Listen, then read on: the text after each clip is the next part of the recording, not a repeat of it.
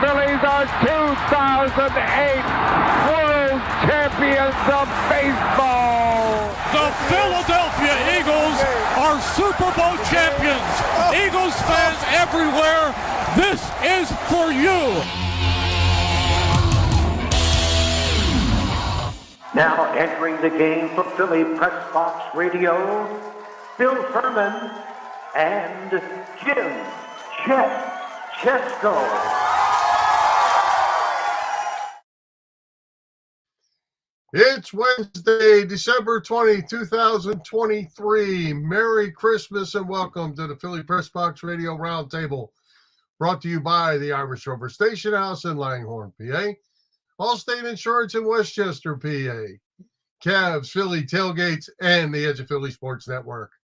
I'm Bill Furman. I'll be your host tonight, along with my partner, Jim Chet Chesko. And hey, Chet, the Eagles gave one away in Seattle on Monday night. Man, this one's got me far more than the two blowouts. We'll certainly talk about that. If you missed Flyers hockey in December, you missed some really good hockey. And as the new year comes around, this team is in a hunt, my friend. We're going to see how that plays out. Sixers rolled through most of the easy part of their schedule, taking care of their business, but the schedule changes tonight against the 20-5 Timberwolves. As always, as we get ready to flip the calendar, plenty to talk about in Philly sports. Yeah, we're going to get to all of it, Bill, giving the Eagles, I guess, a little extra attention because, well, you know, it's that time of year for them. Some very troubling signs and a lot to talk about on that front. We'll get to it. But, yeah, it's a busy time of year for all of us. So, Christmas just 5 days away. And that being the case, we thank all of you for joining us. I know you have shopping to do and those last-minute cards to get out. But, hey, spend an hour with us. It's okay. That's right, because we're going to talk good Philly sports, that's for sure. The good, the bad, the ugly. Any way you look at it, we're going to talk about it. So we have a great guest tonight making a return visit to Philly Press Box Radio in Arkansas, FRED BARNETT, to talk birds, too. Yeah, it's our 10th year doing this show. It'll be 10 years in April. And FRED BARNETT's 9th visit, most of them right about this time in December. And that's been the case the last several years. Always good to have Fred on the show. Always is. Hey, but before we get to the visit from Fred, your first impression of the Eagles' loss in Seattle before we deep dive into the game a little bit later on. Well, Bill, I don't know. I haven't had to use this graphic in a few years, but the time may be right for it because that's what it feels like. In fact, we heard Nick Sirianni say it's up to him to right the ship. Well, yeah, it does feel like it is sinking a little bit right now. There's something going on with this team, certainly, and it's not good. I mean, we're hearing about finger pointing, the whole switcheroo last weekend with the defensive coordinator duties, the quarterback making a strange comment about the commitment of some guys. He was questioning that. The head coach today getting a little snippy with some of the reporters at his news conference. I could go on, but yeah, something smells funny with this team right now, and it ain't good. No, and but losing does that, and it's awful easy to win. It's awful hard to lose, and that's what shows the true character. That's where the leadership is going to show up. 3 games left to write this thing out, and they can still end up in the top spot if they take care of their business. They've just made it awful hard on themselves. Yeah, win these final 3 games, and you're probably the number 2 seed because you would get the NFC East title because that's the way the tiebreakers play out with you and the Cowboys, who helped out by losing to the Bills this past Sunday. So we'll see if they can do it. I mean, the schedule does help them now. They're going to be 11.5-point favorites this week and probably about the same or more the following week. And then, they'll be heavy favorites again up at MetLife the final weekend of the year. So they got their shot right here, Bill. Yeah, well, hey, I got to address this right up front since Robert's already got me picked out. Wrong one. Sitting in the closet. Well, when you travel like I do, hey, that's where the internet is. That's where I am. I'm glad to have it because there for a while I thought there was going to be no Bill on Philly Press Box Radio.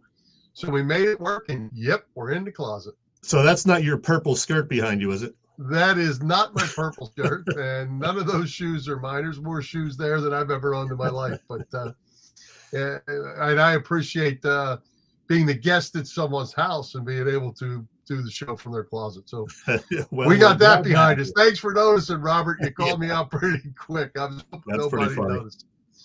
All right. Well, hey, as we mentioned, you had a chance to visit with Arkansas Fred to talk Birds. What's Fred's take on what's going on? Well, you and all of our viewers and listeners will find out right now.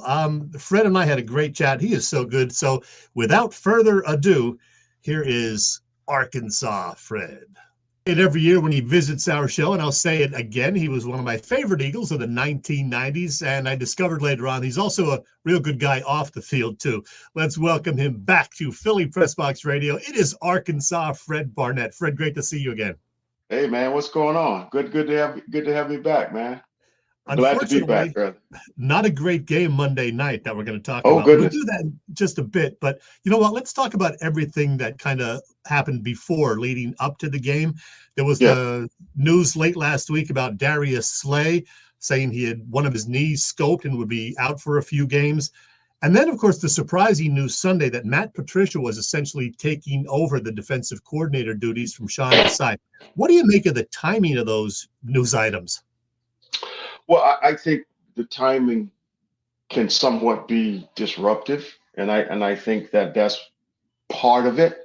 The fact that they're not playing as well as they've played earlier, and when decisions like this are made, in my opinion, at the last minute, it just kind of unbalances things, and you go into an environment. I don't want to call it a hostile environment because I don't think Seattle is really known for that level of fanfare where it's a hostile environment. But they go into an environment with a team that's hungry and that's I don't think really headed to the playoffs. But the Eagles went to the Super Bowl last year, and everybody's going to be after their throats. And I think for Seattle, it was really about just going out playing their best ball and beating a playoff team. Yeah. And with everything that was just going on in the last minute decisions and information that was just put out there, I really think that they just kind of set themselves up to kind of get shot in the foot and or shot in the wing rather. But and I think it showed. Hey, regarding Slay, by the way, what did you make of him last week? Basically saying on a podcast, he played great against the Cowboys, but the rest of the team stunk. Well, I'll tell you what, man. I guess to some degree I'm old school. You have these entities, these businesses that are part of the bigger business. And I think, the players are kind of taking their own lane and being a part of something that's bigger than their lane, which in my opinion, can be detrimental, at some point down the line. I've even looked at, I tell you what, it ticks me off. There are times that they've lost games and I go on social media and everybody has this, jolly look and they're in the locker room just playing around. I'm like, wait a minute, you just lost a game. And I really, and I go back to the times when, of course, I played, when we lost a game, man, that we didn't get past that until that Thursday practice. We go over the film, we dissect everything. And the thing is that we weren't as good of a team as this team is in the league right now. It's that time. It's that time, that period in time where, things are different. And it's interesting to see, the mindset, of a team that I think could be very viable in the playoffs and how they're not really scaling in which they should be, but they're failing.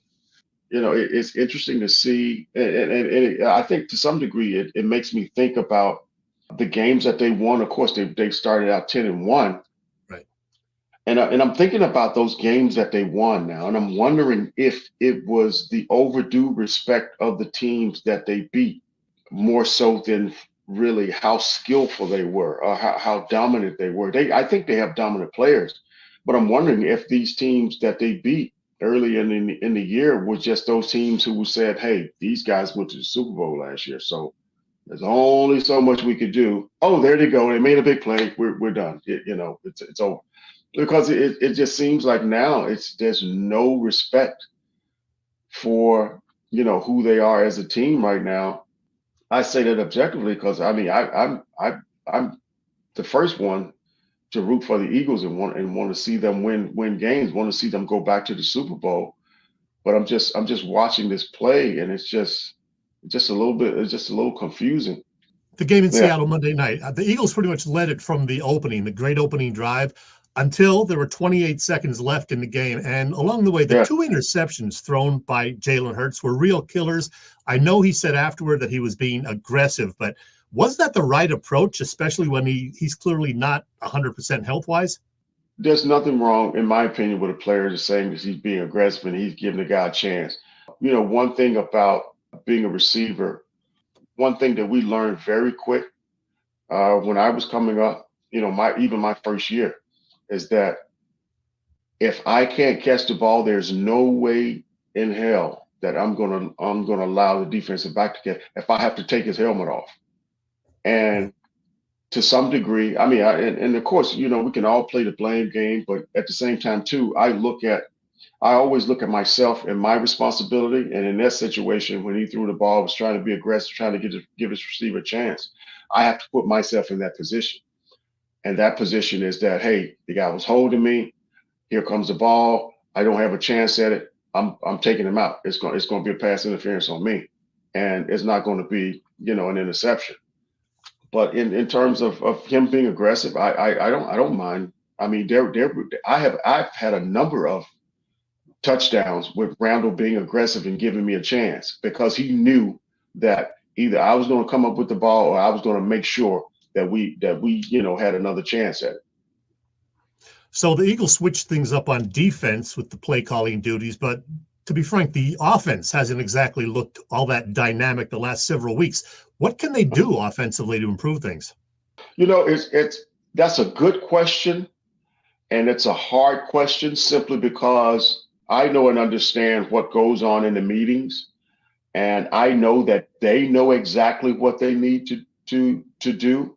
Now it's interesting because if I were in those meetings, if I was in those meetings, you know, I'm not sure if there would be denial about, you know, plays that did or didn't work, or if there would be honesty about, you know, plays that did or didn't work, and that, hey, this play just doesn't work. You know, one particular play, I tell you what, I'm gonna tell you something. It ticks me off so much. First of all, Jaden's a good quarterback. I want to say that for the record. But not every quarterback fits a certain system. Jalen, in my opinion, was almost like Randall. Jalen doesn't have a quick release, in my opinion. He couldn't run the West Coast offense. There's nothing wrong. There's nothing negative about that. I mean, he went 10-0, 10-1 this season. He went to the Super Bowl last year, and it was one or two plays from winning the Super Bowl. I see certain plays that put him in a position where, because of how late he releases the ball, it's a dead play. That one particular play is the quick screen that's thrown out to the boundary. In my opinion, that makes no sense. By the time he winds up and throws the ball there, the defensive back sees what's going on, and the play is really already developing, you know, before the ball even gets there. 2 or 3 times Monday night, they threw that quick screen, and the defensive backs were right there because Jalen can't get the ball out quick enough to the receiver. In my mind, I was thinking, oh, this offensive coordinator is setting this up, meaning that, you know, you got 2 receivers out, and you're going to have one receiver drop back, and Jalen's going to fake to that receiver, and the receiver's blocking going to go down for a touchdown. That's what I was thinking, because the play just constantly gets blown up. It got blown up last game. It got blown up the game before, and it seems that our offensive coordinator is hell bent on running that particular play when, you know, it's not the play itself. It's having the ability to execute the play at a tempo. That play should be executed at the fastest tempo ever. And that's a West Coast play in which you gotta get the ball and get it out there quick. He has to wind up. And, you know, and I say that because as we're talking about, you know, offensive plays, it's hard. That's one particular play I see in that. Okay, I just believe that they can't run that play. I just don't believe they had a personnel to run that play. But from a standpoint of offensive, looking at the offense overall and going play by play and looking at what you were successful with, what you wasn't successful with, I don't have the diagnostics, to set or the ability to set and go with, each play to see exactly what went wrong with that play, to know if it's the play calling or the ability of the players to execute the play. So I can't answer that question in terms of the offensive coordinator. Should he be gone? Should he, should they make a decision to move on or a new play caller?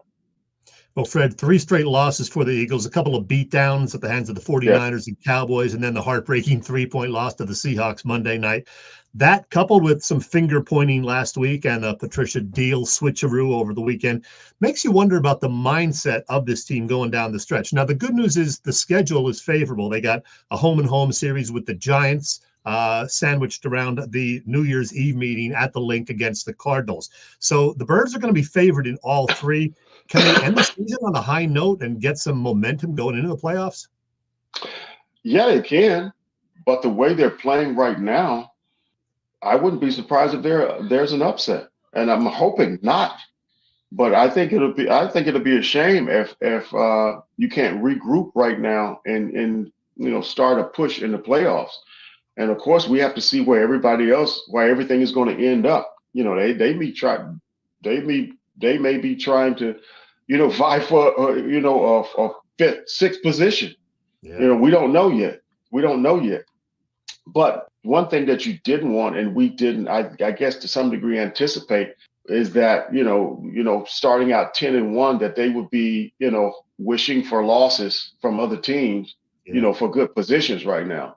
And that's what they're doing right now. I mean, the NFC East is still up for grabs. So for them, of course, obviously, they have to concentrate on winning out and not worrying about what anybody else does. But I think it's a shame to start out the way they did. And then at this point, they have to look over their shoulder to see what everybody else is doing, regardless of what they're doing. And of course, you want to win out. Hey, Fred, you were an honorary captain last month at one of the games at the Link. You looked like you were having a real good time there. How much fun was that?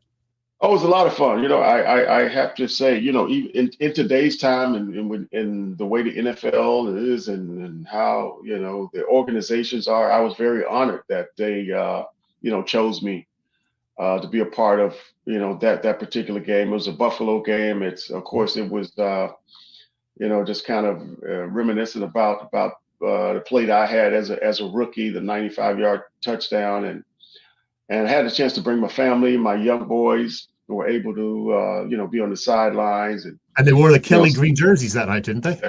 Yeah, it was actually their last Kelly green game. Yep. It was a tough game. The up and down Buffalo Bills, came in, and of course we know what the results were. But yeah, it was an honor. It was an honor to be a part of it, and I was very appreciative of the organization to call me and to have me to be a part of that night. Hey, Fred, this show is airing right now, Wednesday, 7 p.m., and you're on another podcast at the very same time, ironically, with a couple of other gents. Who are these other guys? Irvin Fryer and Michael Timpson. They both played. Well, of course, Irvin. Well, actually, they both played with the Eagles. Of course, Irvin played with the Eagles, but a lot of people don't remember Michael Timpson played with the Eagles as well. And they had 97. Yeah, they had most of their years was with New England. Yeah, but it's a show that it's a very funny show. We have a lot of fun, and it's called Wideout's World.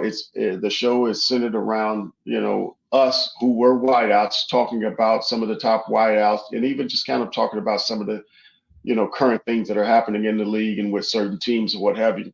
But it's kind of centered around wideouts. We have our wide receiver pick of the week, our top 5 of the week, and it's a lot of fun. It's a lot of fun. At first, I was reluctant to doing it because I'm like, hey, I'm more of an interview guy. And now I even host a show sometimes myself, and I'm like, oh, kind of proud of myself. Michael is actually in Orlando, Irv is in Jersey, and of course I spend part of my time in Philadelphia and part time in Bermuda.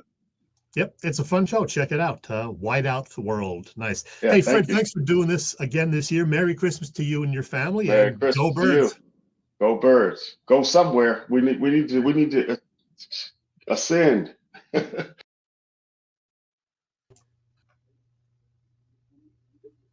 Hey, Chet. We're here.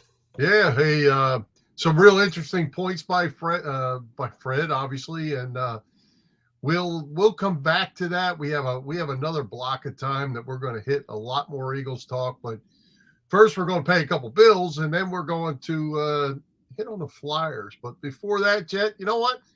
Just drove up from Orlando or Lakeland yesterday, and gas prices, they're going back up. It's time to save some more money with Allstate's pay-as-you-go auto insurance. Yeah, Bill, you know that to be the case. Allstate, Dave Lavoie.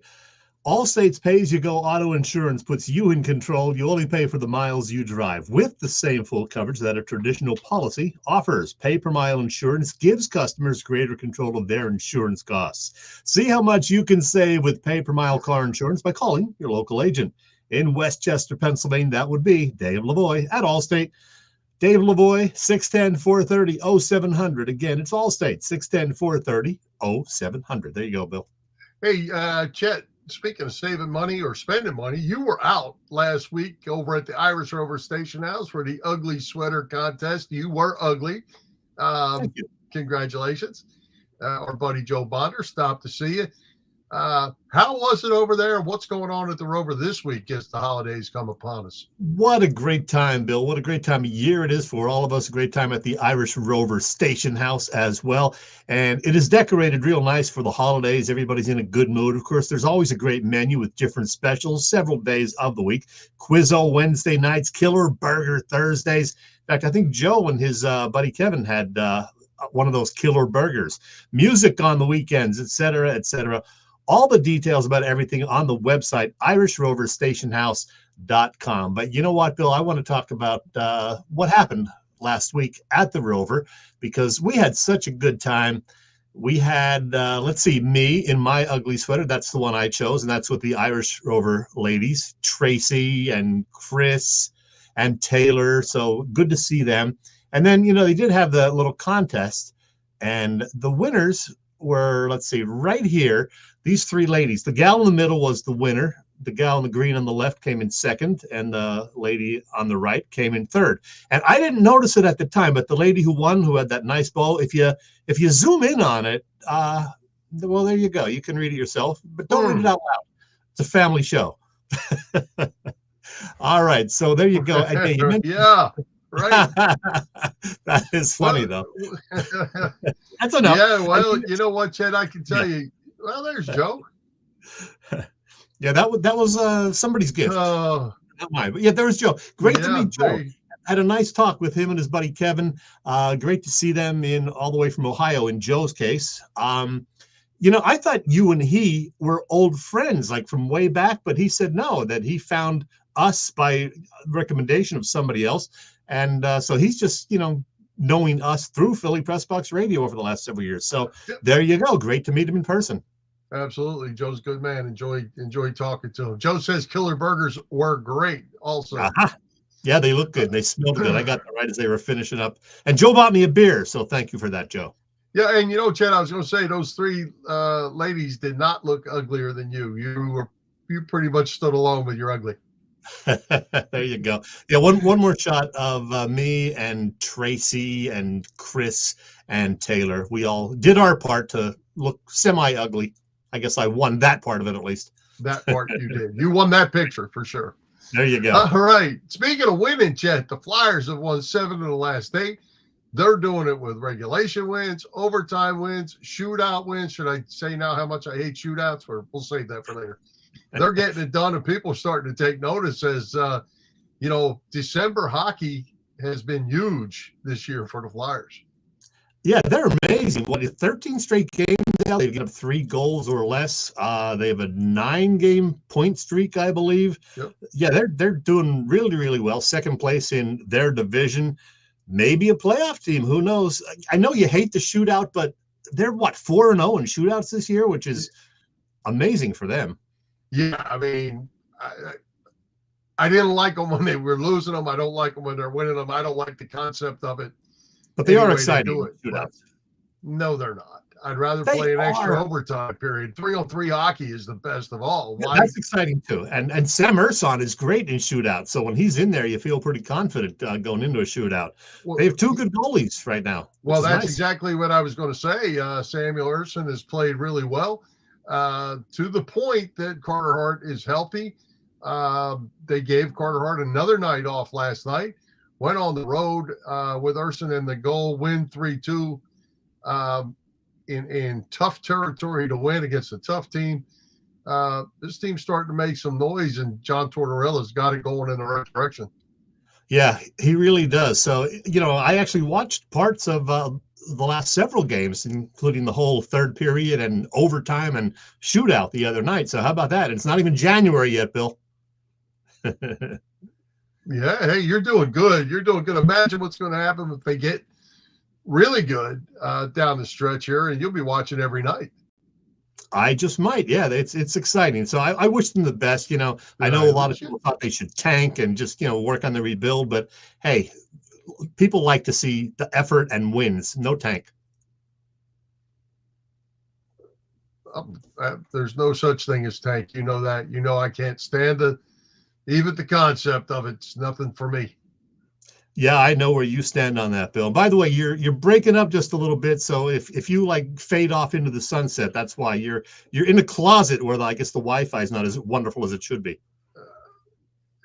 Yeah, I'm maybe I'm fading out a little bit, but you are freezing on my end. So bear with us. We'll get through this thing and we'll make it happen. But hey, in the meantime, let's give a shout out to all shows at the Edge of Philly Sports Network this week. The gang has all the bases covered. You can catch all the action on www.eopsports.com, as well as Edge of Philly Sports on YouTube. You can also find our show on Philly Press Box Radio YouTube channel. Help us out. Hit those subscribe, follow, like buttons, and as always, share with your family and friends. As you can see, we've got a load going on this week, and it'll pick right back up on Christmas Monday with the Birds in action. So keep checking it out. Yeah, Monday we have the Eagles at 4:30, and then the Sixers with an 8:00 Christmas game against the Knicks, perhaps. So a full slate for everybody, family stuff, and then football and Sixers basketball on Christmas Day and night. Yeah, let's talk about that for just a second. How do you feel about that? I'm okay with it, to be honest. I mean, especially the fact that it's a 4:30 Eagles game.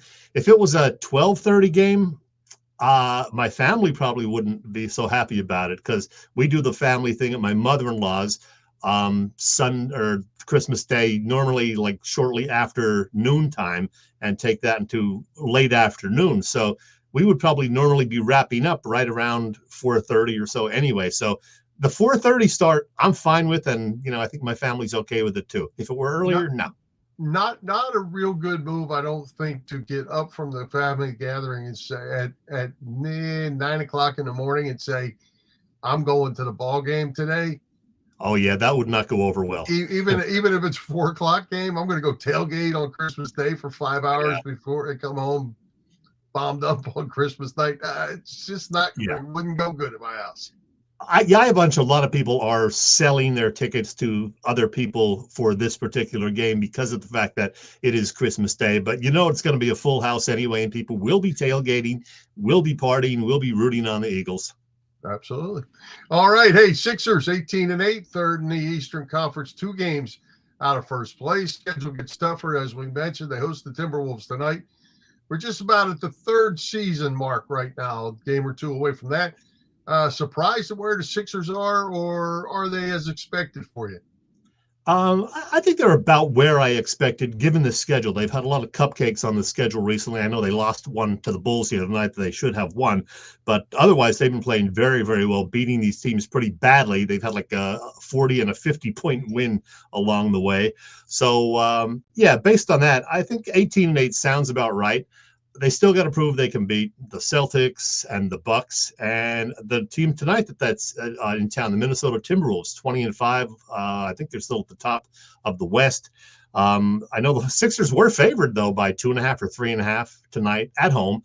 I mean, Joel Embiid is, as you know, having an incredible season again. He's once again one of the front runners for MVP. He's typically putting up 35 to 40 points and getting a dozen rebounds. So he's certainly in MVP mode. And I know a lot of people are going to say it doesn't matter. Nothing's going to matter until next May. And I understand that.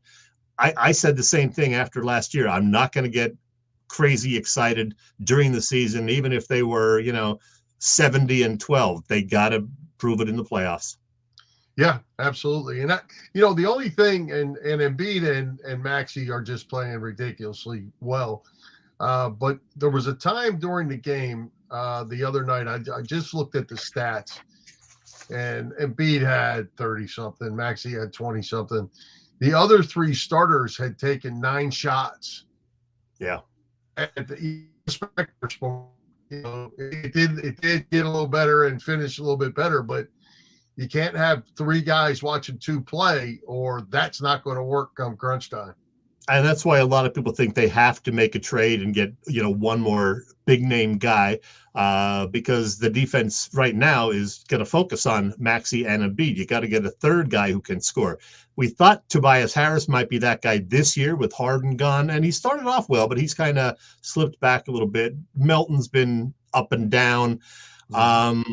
Kelly Oubre can light it up on occasion, but, then he had that little incident, and he's still, I think, trying to get back to the way he was playing earlier in the season. So they got some guys who can do it on occasional nights, but not consistently. I'd like to see more consistency out of the other guys. Yeah, me too. And kind of hard to tell when you're playing teams that you're beaten by 40, how it's really going to play out. Maybe those other 3 step it up into closer games. We'll find out a little more about that tonight. But certainly the 2 are playing right up there with 2 of the best in the league. So we'll see how that goes. And they're so far at the 1/3 mark, I think you gotta say that they are way better than I was thinking they were going to be 1/3 in. Yeah, you're probably right. They have overachieved a little bit based on what we thought over the summer. We thought, oh no, this is gonna not be good. But I think getting rid of Harden just eased a lot of people's minds because he's playing very well, by the way, with the Clippers now, who've been hot.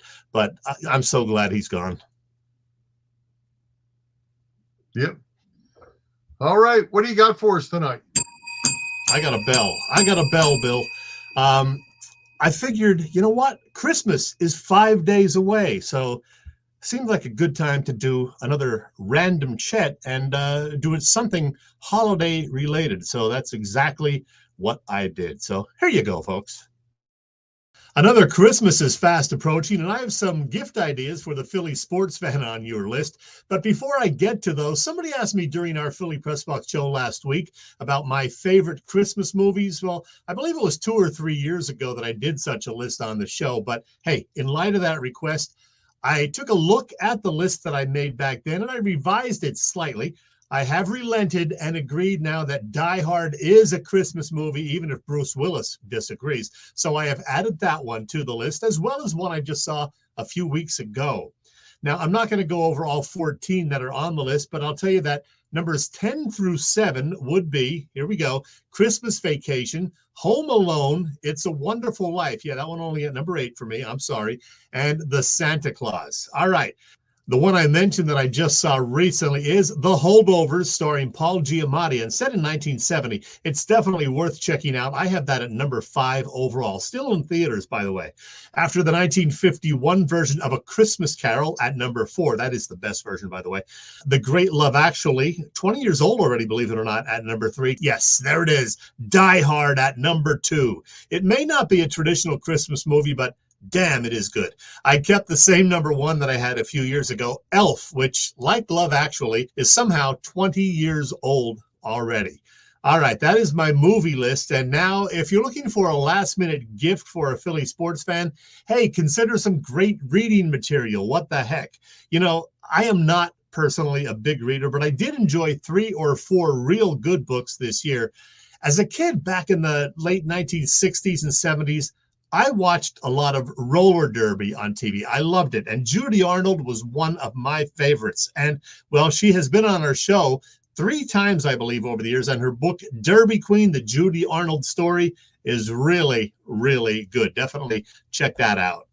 Our friend Ray Didinger has been on the show 22 or 23 times now, and his 2007 book, One Last Read, was reissued a few months ago in paperback with an update that covers his Super Bowl 52 experience, his retirement from WIP, and more. Hey, it's Ray Diddy, so you know it is terrific.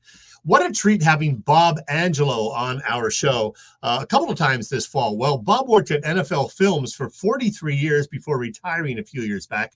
And his book, The NFL Off Camera, is just fantastic. It is 90 plus short, fun to read chapters about some of the league's colorful players, broadcasters, coaches, and yes, the voice of God, John Facenda. Bob Angelo, The NFL Off Camera.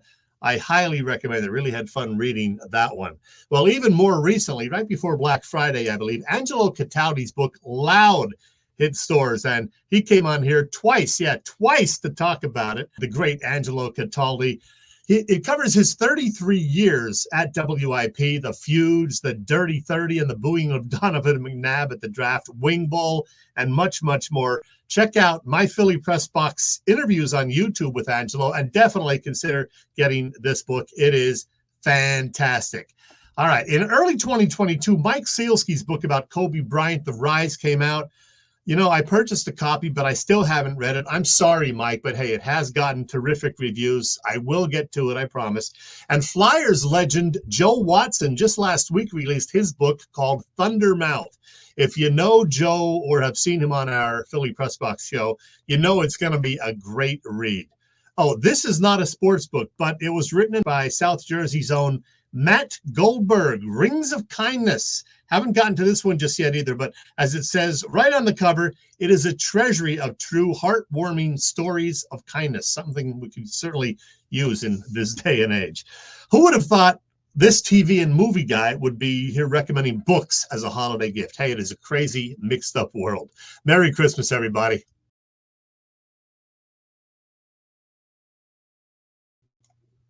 We are back. We are back. Bill, wake up. Oh, you're frozen. Uh-oh. The Wi-Fi's crapping out on Bill down there. Bill, if you become unfrozen, let me know. There you are. Hey, and I got my package from you, by the way, and with the Angelo Cataldi book and Bob's book, and I've started Bob's book, and it is as good as advertised. I'm maybe 15 stories in, 3-page stories. It's excellent, good stuff, and one of the funny ones right off the top in the first couple guys is Marcus Allen. He goes to do a shoot at Marcus Allen's house and pulls up to the house, makes sure he's at the right place, and the mailbox says Schwartz. There's a lot of funny stuff. When you're Marcus Allen, you don't have Marcus Allen on your mailbox for anybody to see. Yeah, good stuff. Real good ones. Yeah, definitely check that one out, folks. If you like football and you like funny stories, The NFL Off Camera by Bob Angelo. Great guy, by the way. Hey, another thing I forgot of, it's not a book, but look, a Philly special, Christmas special, the second year for Lane Johnson, Jordan Mailata, and Jason Kelsey singing. All right, now listen, I'm going to give you a quick review. It's 3 football guys. One of them, Jordan Mailata, sings great. Lane and Jason are real good football players. There's my review. Hey, don't forget that Chris Terrian book is out there too. It's real good. Kevin Riley's book is still available. It's real good. A lot of good books out there by Philly sports guys. So check them all out. Good listening to put them out there. Absolutely. Hey, while we're at it, Chet, what's going on with the best tailgaters in Philadelphia? Bob Cavanaugh and gang of Cavs Philly tailgates. I knew that's who you were talking about. Cavs Philly tailgates. those guys, well, Cav and company, cooking up a terrific catering business for more than 30 years, known best for their tailgate parties. Cavs is a 3-time winner of Philly Tailgate's Jack Daniels Great American Tailgate Party Contest. Also, a past winner of the Philly Daily News Tailgate Award. Cavs also does corporate events and parties, you name it. Now, there is just one Eagles home tailgate party remaining this year because they're not doing one on Christmas. December 31st, New Year's Eve afternoon, there will be a tailgate, and it's before the Birds' home finale against the Cardinals. Order your tickets via the website, phillytailgates.com. Check the site. If you have any questions, you can email them at cavscatering@verizon.net. Cavs Philly Tailgates is the way to go. And you know that Cavs works with Vince at Philly Sports Trips. They are the folks to use for all Eagles road games. Plus, they go to Flyers games and Union trips, Philly spring training in March. You can get the details on all of those trips at the website, phillysportstrips.com. All right, Chet, time to circle back, as they say. We're going to talk some more Eagles, and I want to talk because you were one of them that jumped on the bandwagon. So how could you lose to Drew Lock? You know how you can lose to Drew Lock? First of all, he played better than Jalen Hurts. Let's get that out there to start with. He did. And then we could shift to, well, let's just stick with Hurts to start with. Then we'll go over to the defensive side shortly. You know, Fred made some interesting points that I obviously agree with. He's right on target, everything I was thinking. But the frustrating thing to me, Chet, was not the mistakes that they made last week where they fumbled the ball. They fumbled because Dallas made them fumble. They punched those balls out. Dallas made those plays. This week, it was the Eagles self-destructing, and it started with bad decisions by Jalen Hurts to throw 2 interceptions. Now, maybe that's the play call. I doubt that that's the play call, that's the only route that was out there. Hurts and this home run ball, or the offensive coordinator and this home run ball, have killed this team. Well, first of all, on the first interception, he's targeting Quez Watkins. They target the guy like once or twice a game, and usually bad things happen. I think like 4 out of the last 10 times they've targeted Quez Watkins. 2 of them were interceptions. One time Quez Watkins fumbled. Why do you even have him in the plan? Now, Sirianni defended him today. So, well, he's got speed, and sometimes, you know, he can run past the other guy and good things will happen. You don't always know where the ball is going to go, but just keep Watkins out of the whole play call and the game planning. But yeah, it was a bad decision by Hurts if it was indeed his decision. And then you had the one later when they were driving on the final possession where they could have gotten a field goal. They throw to A.J. Brown in coverage, and that one gets intercepted when at the same time he had a wide open Kenneth Gainwell just to the left of the Eagles offensive line. So bad decisions for sure, especially right there when they needed a field goal to tie and they're going for the kill. Some people thought it was Hurts trying to be, you know, the hero, his Michael Jordan type game, playing sick and getting it done. Well, he didn't get it done. Bill, you're frozen. Well, first of all, I have to go back to the deep ball to Quez Watkins. I don't care if Jerry Rice was running that route. That's not the route to run. They had 3 drives in that game, over 60 yards, couple over 70 yards. Run the ball, move the ball, pick and don't, think and don't, move the chains. They win the game. I mean, it's that simple. And that's before they throw the first interception. The second interception, as you said, even if he doesn't throw it to Gainwell on that play, don't throw an interception. 12 to 15 yards is all you need to get a chance to kick and play to overtime, and you throw for the home run again. Just bad decision making there. And then, now go back to the offensive play calling. Those bubble screens, forget about them. They're terrible. Forget about them. But the offensive line gave up 0 sacks. Hurts helped with some of that with his scramble, but 0 sacks. They kept him clean. And they ran the ball pretty well with right. They ran the ball with Swift. The Jason Kelce procedure, unacceptable. it killed them. I mean, that was a touchdown drive that turned into a field goal. So they left points on the field there. Again, it's one of those things they almost never call, but guess what? They did. That really hurt them there as well. Yeah, it sure did. And then the final Drew Lock drive, there's just no excuse for that. The guy is a backup quarterback. He was 8-14, I think, in his career as a starter. He's starting at the 8-yard line, and he drives 92 yards in, a minute and a half?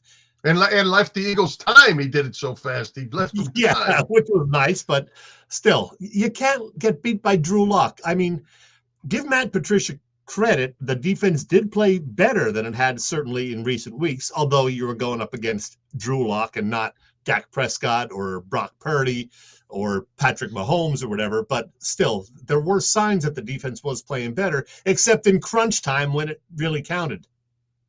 Yeah, well, and, we could talk about this in a whole lot of different directions. But, James Bradbury out there who is really struggling. Did Matt Patricia put him in a position to be successful? I think he didn't. He got him in some bad situations. They threw, I think, 6 times his way, completed all 6. Help him out. I mean, it's no different than when your offensive tackle goes down and you're overmatched and you got to bring a tight end in to help or run it back in to help. You got to, in that case, you had to help Bradbury. He wasn't playing well. They didn't help him. And it hurt. Guys he was covering were targeted, I think, 8 times and caught 7 balls, according to the one thing I read. And he said that the guy just ran past him on that, final touchdown one. Some guys lose a step once they hit their 30s. I think he's lost 2 or 3 or 4 steps this year because he's gotten beat a lot. And you wonder now if it was a mistake bringing him back instead of Chauncey Gardner-Johnson. Yeah. Here's a good comment right here. Nick saying the offense is on him. It's time to give a play call, take the play call from Brian Johnson. What do you make of that? Yeah, well, people were asking, why didn't you get rid of Brian Johnson instead of the defensive guy, demote him? He said, well, it's my offense. Well, then you're not going to fire yourself, certainly, but either you start calling the plays or just come up with a different game plan, because what you've been doing the last several weeks has not been working. This offense should be scoring well over 30 points in a lot of games, and now they're struggling to score points in most games, including against some bad defenses. Dallas is not a great defense anymore. Seattle's defense was like 28th or whatever in the league. With the guys they have, the firepower, the Eagles should be scoring a whole lot more points in this. Yeah, well, I'm going to back up here to a comment that was made earlier. And if you work around the cheap shots in this comment and you get to the point, how much do you put on Howie Roseman? Does this team have good enough players to win? Or we're just not as good as we think we were? What do you think of that? I like Howie Roseman. I think he's overall done a good job in recent years, but for whatever reason, they have this philosophy of not paying enough attention to the back 7. They always worry about the line play, which is fine. You need a good O-line and D-line, but we know they've never put, a high priority on linebackers. And I think they should put more emphasis on the secondary as well. Slay's getting up there in years. He thinks he's still great, of course. Bradbury, as I just said, clearly has lost a couple of steps. They got to develop these young guys. Keely Ringo actually played pretty good, I thought, the other night. So give him some credit. Sidney Brown had some tackling issues, but I think he's got potential. So let's see what he can do. But yeah, they got to improve that back 7 because they're getting killed with that defense among those guys. Yeah. I think when you have Brown, you have Ringo, you have Ricks, you have Blankenship. Those out there, Blankenship's playing like a Pro Bowler, but you have 4 guys that are in their first and second year. They're all playing a lot. And, are they not good football players, or are they just not ready to be big-time football players? I think that's really the question back there. Linebackers, they're just not good at it right at the moment.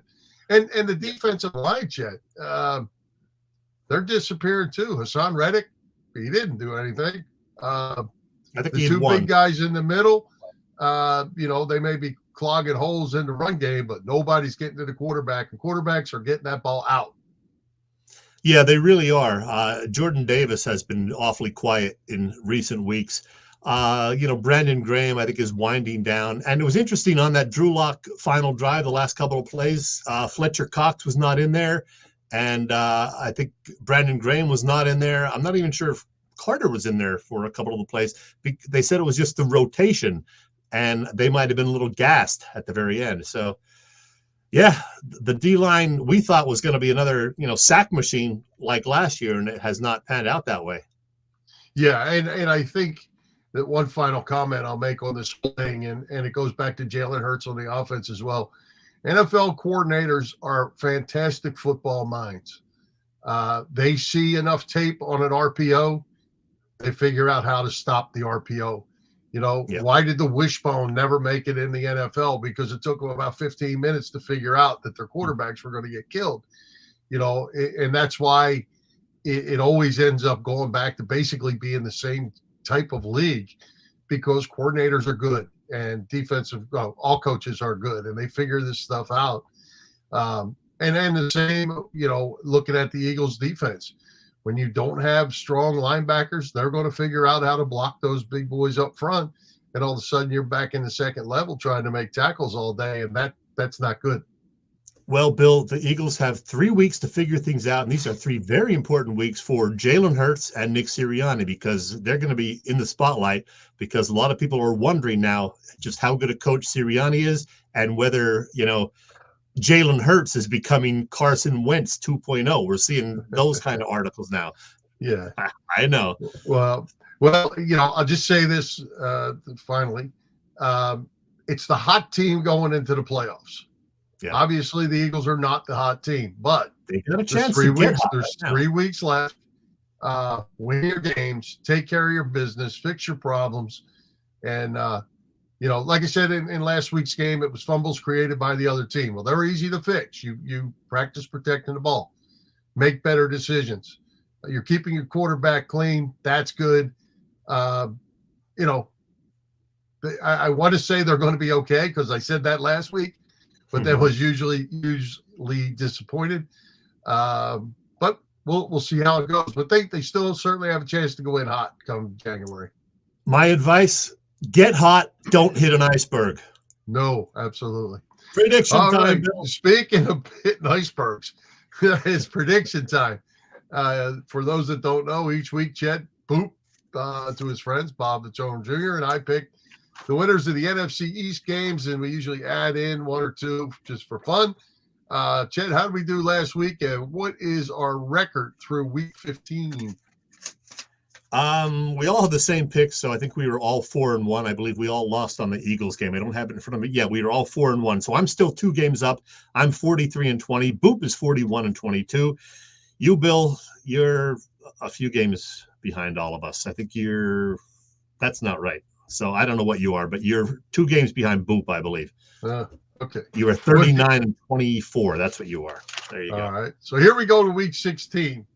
We've added Thursday Saints at the Rams. The Rams are -4. Let's hit that one first.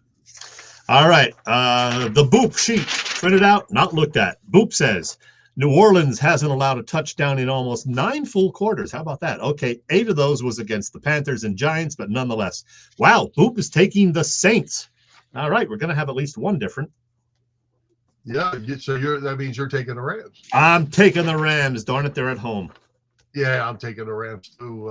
I'm not a believer in the Saints, but Saints are in a hunt. They're playing for a playoff spot, just as the league wants it. All these teams are batched in the middle, fighting this thing out. That's just everybody's 7-7 or whatever.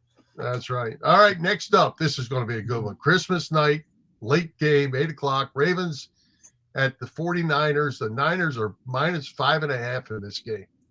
Boy, a lot of Eagles fans would love to see an upset here. Boop says since Halloween of 2018, Baltimore, is 10-1 on the road against the NFC. That is interesting. He is taking the Ravens. Boy, I didn't know that, Boop, but I already wrote down San Francisco. I'm going to stick with the Niners, but hope I'm wrong. I'm going to go Ravens in this game, and Lamar Jackson is lightning. He's been really good. So is Brock Purdy. But I'm going to go with the Ravens, and I think the best thing that can happen to the 49ers in this game is to come out of it healthy, because the Ravens are physical and they get after you. Go Baltimore. Commanders visit the Jets. My goodness. Boy, Jets -3. Ooh. Go figure. Boop says 3 teams have each scored more points than the 2 New York teams have done so combined. 390. That's too much math for me. Bottom line, Boop is taking the Commanders. Wow. Another one different. I am taking the New York Jets. Jets, Jets. I am taking the Commanders as well in this game. I'm not sure why. Word is already out that they're making a coaching change at the end of the year. If he makes it that long, it stink. How the Eagles lost to them, I don't know. They stink. Yeah. Dallas at Miami, Dolphins -1.5. Dallas went to Buffalo after rolling the Eagles and got rolled themselves. I think this is going to be a fun game to watch. Yeah, it is. Dallas, says Boop, is just a different team away from home. He says Dallas is a different team. He's taking the Dolphins. You know what? I went back and forth on this one, but I'm taking Dallas. I think they're going to bounce back after getting embarrassed up in Buffalo. I'm taking Dallas to beat Miami. Again, hope I'm wrong. Go Dolphins. Yeah, I'm going Dolphins. I'm going with Dolphins at home. I'm not sure what it is about Dallas on the road, but it's once you hit more than a couple points, it becomes a trend, right? It's not just a single point. So I'm going Dolphins in this one too. All right. Giants and Eagles, Christmas afternoon. Eagles -12. My goodness. Yeah. Boop says Birds could not have handpicked a more timely Christmas present. He's taking the Eagles. I'm taking the Eagles. I'm not sure they're going to cover that 11.5 or 12 points, but the Eagles will win this game by at least a touchdown for sure. Yeah, I'm going Eagles too. Same thing. I think if I were a bettor, which I'm not taking. I'm not giving 12. I don't think I'm giving 12 in any NFL game really at this point. But margin of victory. Margin of victory pool standings. Where are we? What do we got going on? I'm going to officially say that I have clinched, because you're not going to make up 139 points in 3 weeks, Bill. So, yeah, I'm 13-2 because the Saints rolled somebody last week. You won with the Rams, but only got 8 points. Boop, like the Eagles, is on a 3-week losing streak. He is 7-8 picking these survivor-type games. So he's in the basement there, record-wise, and with just 96 points. So I expect a nice trophy from you guys, Bill.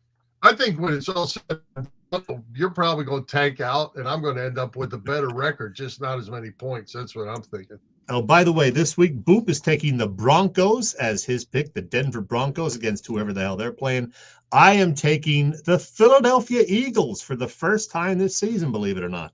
How about that? You know who I had written down, believe it or not? I had the Broncos, too, because they're playing the lousy New England Patriots. Well, that'll keep you 6 points ahead of Boop then, so good for you. I guess, and that'll make you one loss closer to us. I hope not, because that means the Eagles would have to lose in order to get there. Let's not do that. No, you don't want that. All right, good stuff. Let's see, what do we have? Great next guest week, tonight in Arkansas, Fred Barnett. Who's coming to Philly Press Box next week? Well, remember last year in our final show of the year, we were supposed to have Frank Fitzpatrick. We got to see his face for a little bit, but we couldn't figure out his audio. We're going to try it again. We're going to get Frank on a few minutes early, make sure everything's peachy keen. And Frank Fitzpatrick, the former Inquirer columnist, will be joining us. So Merry Christmas, everybody. Frank Fitzpatrick next week joining us. There you go. And I'll tell you, the Philly Press Box Radio This Side travel show will be live from Indianapolis next week. So we're in Wilmington this week. We'll be in Indianapolis next week. We might be in a closet. Who knows? As long as we have internet, we'll do what we got to do. We got through the show. All right, wrap it up, Bill. Merry Christmas, everybody. All right, Merry Christmas, everybody. Thanks to tonight's special guest, Fred Barnett. Our sponsors, the Irish Rover Station House, Cavs, Philly Tailgates, PPCC 118 Raz Room, and Dave LeBoy of Allstate Insurance in Westchester, PA. For Jim Chet Chesko, this is Bill Furman. We hope you enjoyed the show. We'll join Philly Press Box Radio next Wednesday, December the 27th at 7 p.m. You can see us live on Facebook and on our Philly Press Box Radio YouTube channel, and listen on Google Podcasts, Apple Podcasts, iHeartRadio, and all the others. Merry Christmas, high hopes, Philadelphia sports fans. I wish I had a little Christmas song to play, but I don't. Good night. Happy trails to you till we meet